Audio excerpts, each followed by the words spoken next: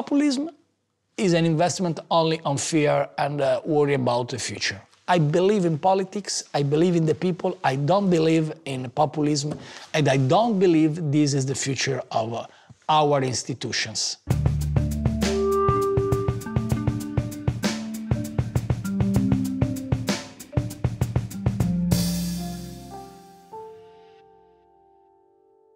Elections may be hacked, territories annexed, and sanctions levied. But for the Donald and Vlad, one thing will never, ever change. They'll always have Helsinki. And what an extraordinary summit it was. In Brazil, a far-right populist presidential candidate is surging in the polls. Obviously, though, someone like that could never become president, or could they? Welcome to your GZERO world. I'm Ian Bremmer. For your big interview this week, I traveled to Rome, Italy, to interview two leaders who represent opposite poles of one of the most dysfunctional political systems in the developed world today. I'll also be taking your questions in a special European Union edition of Office Hours. And on Pup Regime, Trump and Putin go into counseling. Keep the tissues handy. It's an emotional tearjerker. But first, a word from the folks who help us keep the lights on.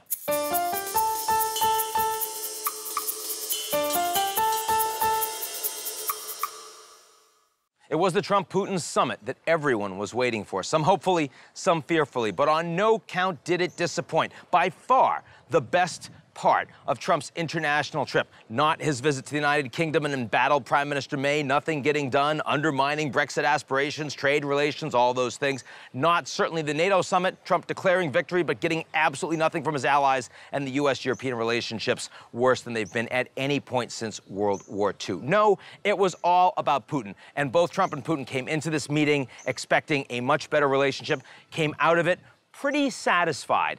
The interesting point is that no one in Trump's administration agrees with him personally, at least privately, on his Russia orientation. They want a tougher set of relations on Ukraine. They want to hit him hard on cyber attacks against the United States, and they can't do it. That's why Trump decided he wanted over a 2-hour, as it turned out, private meeting with Putin, not with any of his advisors. None of his advisors wanted that to happen. They wanted to be able to contain him. Trump's not interested. They wanted to push that harder line. Trump's not interested. And he certainly doesn't want any leaks from anyone talking about how the meeting went badly. And that absolutely would have happened. Now it won't. So do we have a better relationship between the U.S. and Russia going forward? We certainly have one between Trump and Putin. Putin personally admitted that he wanted to see Trump win the election. That's certainly true.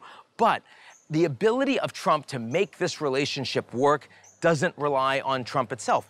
He's not Putin. And ultimately, we're probably going to see more sanctions against the Russians over the course of this year from the United States because of Congress and because of members of the administration. Trump also can't stop this Mueller investigation, which is now hitting the Russians, but which was soon coming to a theater near the president. As a consequence, the U.S.-Russia relationship is not set to improve despite everything you'll see in the media this week. It's actually likely to get a lot more dicey over the coming months.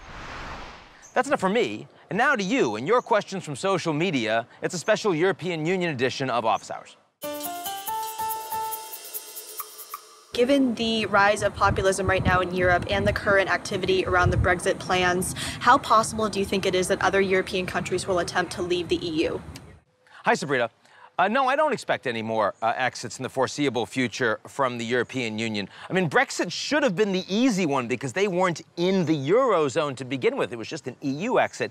And yet the negotiations have been horribly complex, take enormously long time. Nobody really wants a part of that. Plus, generally speaking, while there is a lot of pro-national sentiment in individual countries, not a lot of people actually really want to leave the Eurozone. And so you've seen a number of political parties, like in the new Italian government, like in France, the National Front, saying, we don't want to push for actual exits right now. That's going to hurt us domestically. We'll play with more sovereignty for a tougher line against Brussels, making Europe weaker, but we don't actually want a referendum that would bind us the way it's binding the UK.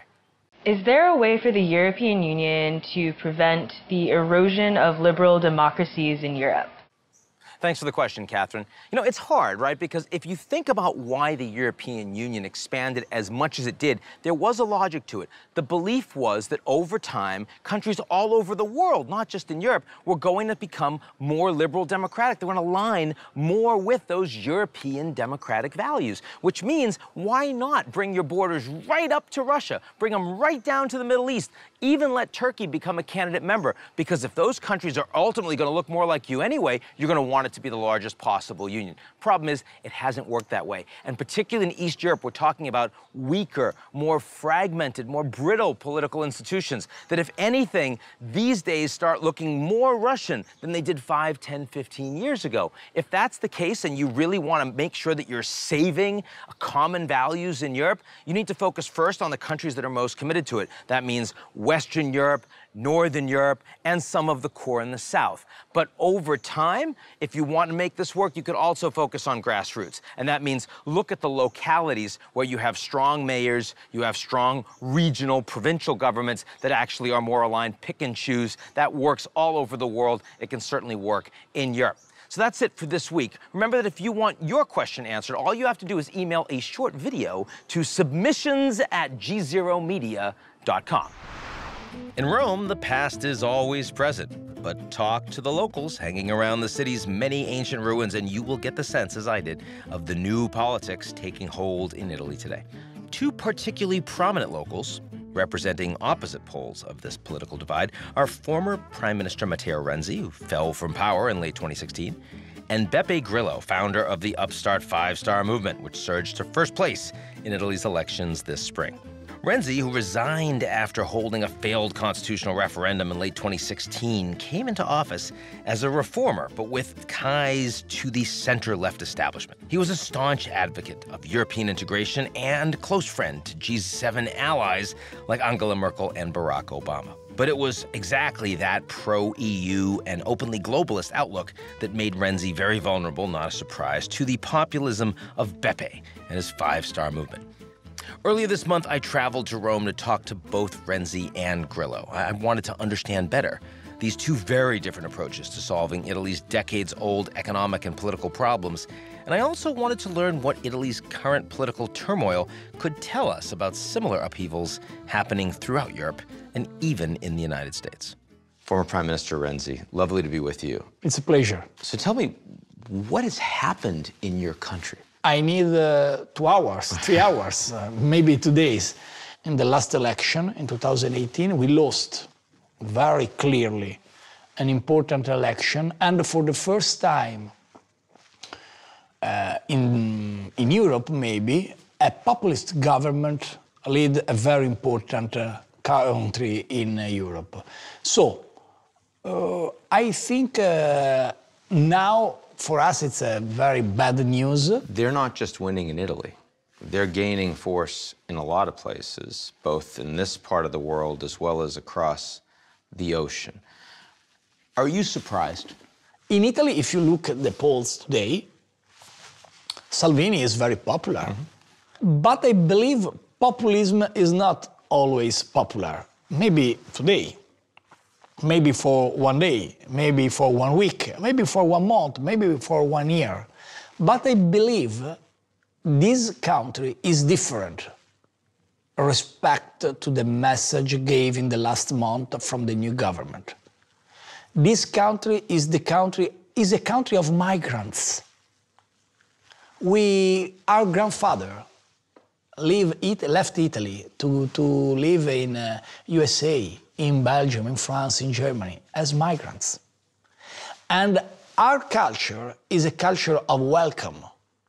If we continue to give a message of fear, the consequence is terrible, is the construction of physical walls, but also the mental walls.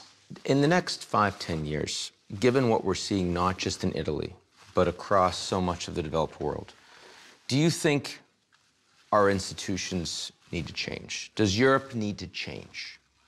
Does NATO need to change? I lost my chair, I lost my job for the idea to change institutions. The political referendum back in December 2016, your referendum to reform the political system, its institutions here in Italy. I believe in the institutional changes, in the institutional reforms, despite the bad news of results of referendum. I remain absolutely of the idea about the necessity in Italy. So with the new world, the institutions have to change everywhere. The real question is, we have two different ideas. There is an idea we think, okay, the future is populism. I think the future is not populism. I'm very optimistic. I think we need time to show what is populism, for example, in Italy, a list of promises impossible to achieve. And the future is not populism. For me, the future is politics. Politics is the way for the people to come back, to change the world, and to make the difference. Populism is an investment only on fear and worry about the future. I believe in politics, I believe in the people, I don't believe in populism, and I don't believe this is the future of our institutions. Matteo Renzi, thank you very much. Thank you. Beppe Grillo, the eccentric founder of Italy's anti-establishment five-star movement, was just a few years ago in exile from Italian television for his often offensive sense of humor. I didn't see the issue, but the movement that he founded surged to victory in national elections this spring, with Five Star winning the largest vote share of any party in Italy. It is now in a governing coalition with the ultra-right Northern League Party. But unlike the League, which focuses on a conservative anti-immigrant message, the Five Star movement is hard to place on the political spectrum. It promises to solve many of Italy's problems through a cyber-utopian platform of direct democracy, universal basic income, and infrastructure spending. Grillo stepped down from party leadership before the elections, but he remains its spiritual guide. I started off by asking him how it was that he came this far. And one thing was clear right off the bat: the old comedian is still in charge. And I'm here with Beppe Grillo, who is the comedian and founder of the Five Star movement here in Italy. Beppe, how did you get here? I mean, it's a kind of a unique moment in Italian politics, right? No one would have expected that your party could have gone from nothing to 30% in the polls. Explain what you think happened. Quindi adesso far parte del movimento. The movement has had this incredible expansion in a short time. Through the web, through an operating system that we've called Rousseau, which is an operating system where democracy starts from the bottom. Any person can subscribe to this system for free, and it enables people to have their own experience as part of passing laws, voting in regional elections, voting for the president. Anyone can enter and play a part in politics. This is the idea behind the movement, to provide new tools to citizens who, through a home computer or an iPhone, can determine important things for their country. It's tools that we want to provide, not from above, but from below. A lot of people say that this direct democracy is really a party that's very controlled by just a couple of people in terms of the outcome. How do you respond to that? Well, we are at the beginning of something. The world is changing. Even this operating system, getting people involved from their homes, holding several referendums every week, it's an idea that must evolve.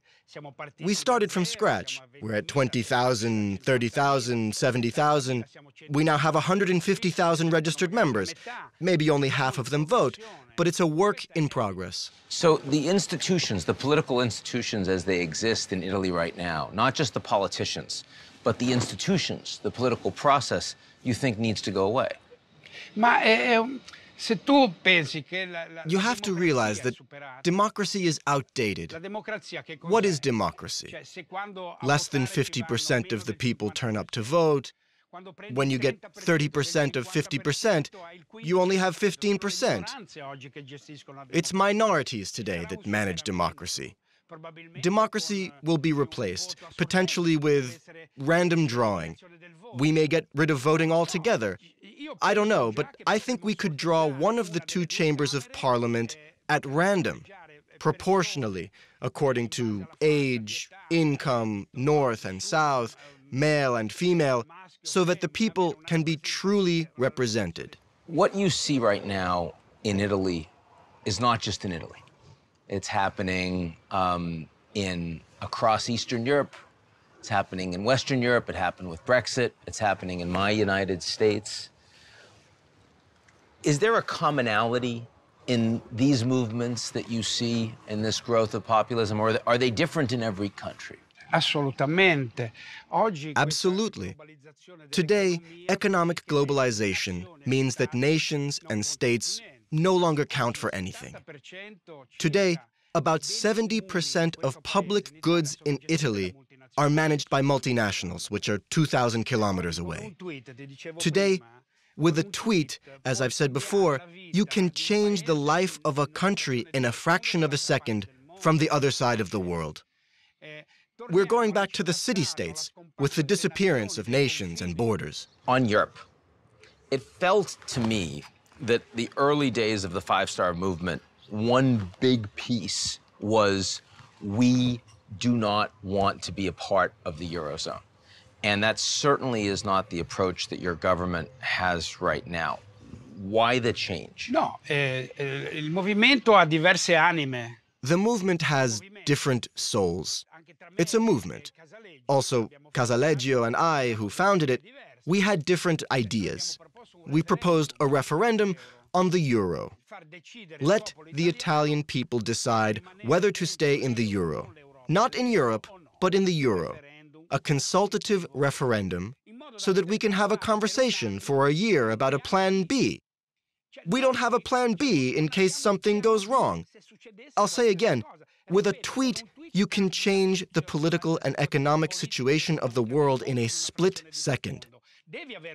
You need to have a plan B on the currency. I'm sure Germany and France have a plan B.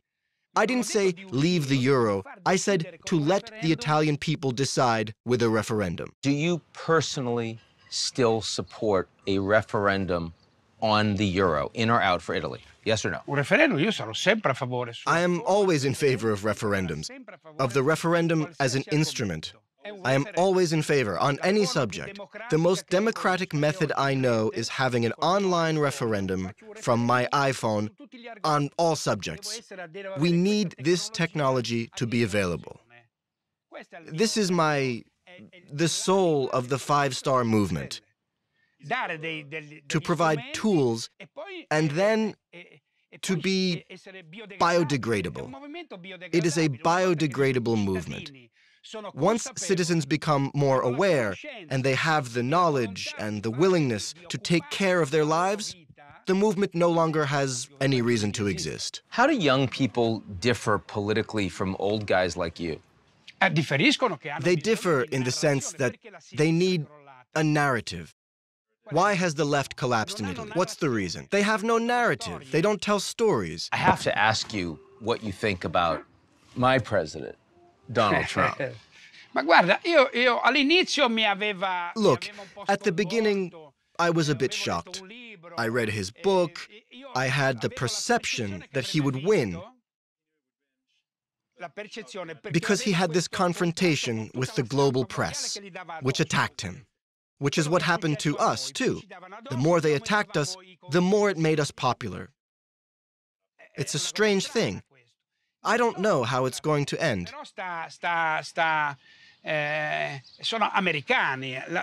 They are Americans. The American, intellectually, has the dollar in mind, the dollar as a religion.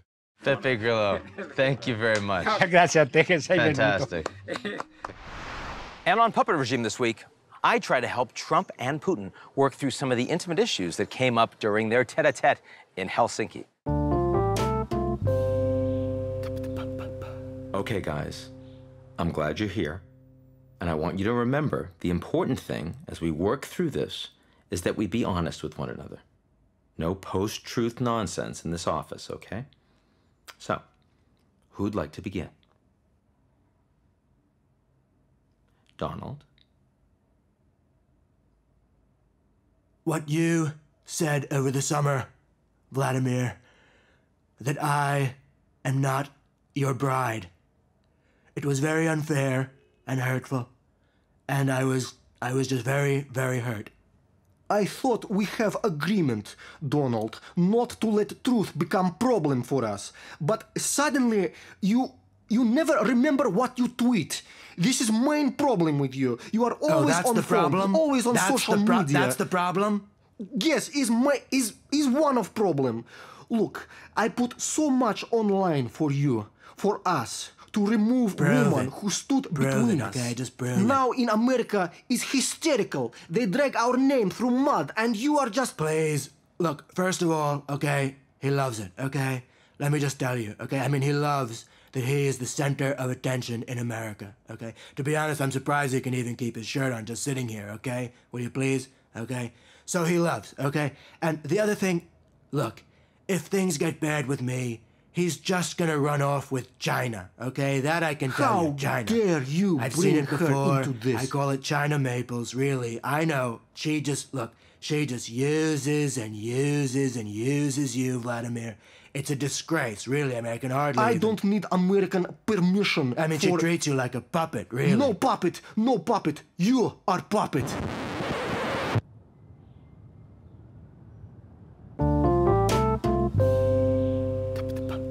Look, Vladimir here, okay?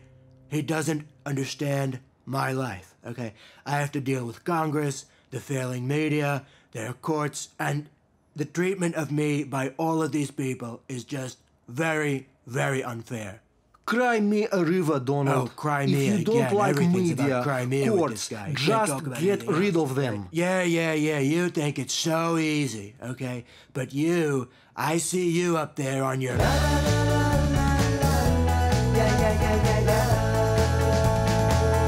You see what I mean? You see? Look, he won't publicly acknowledge our relationship, okay?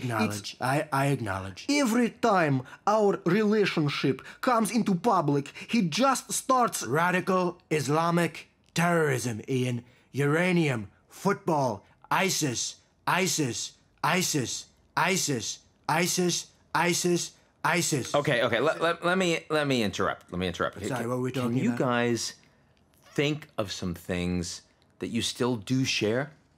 No, I mean, look, neither of you loves NATO. Neither of you wants America to be a superpower, right?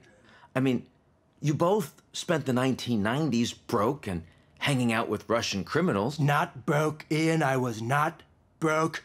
Your outfit in 1990s was criminal, Ian. I have seen picture. Okay, well, you guys both love Steven Seagal. Steven. Is this what will sound like when doves will cry? I don't know what I am feeling right now, but I am feeling something that is a feeling. I also am feeling this. How do I crush this feel? Take my hand. Your hand. Your tiny little... What? My tiny little what? You son of a...